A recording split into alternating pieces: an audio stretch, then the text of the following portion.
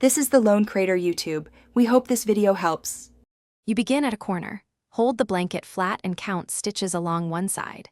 Make sure to choose a hook one size smaller than main fabric to avoid a floppy border. Join yarn with a slip stitch and work a foundation row of single crochet along each edge, spacing evenly. Mark corner stitches with a removable marker. Once done, rotate the blanket and repeat the foundation row on all sides so the edge is uniform and neat. You now build the visible border. Begin with a stabilization round of single crochet, followed by a shaping round of half double crochet to bulk the edge slightly. Make sure to place 3 double crochets in each corner chain to keep corners square and avoid pulling. Once those rounds are even, test a decorative pattern like shells or peacoats on a small section. If the gauge changes, adjust hook size or stitch count. Continue around. Counting repeats so the pattern meets cleanly at the start.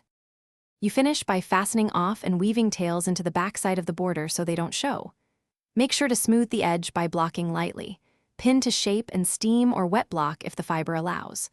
Once done, inspect corners and join points, trimming stray fibers. If the border ripples, add an extra round of single crochet.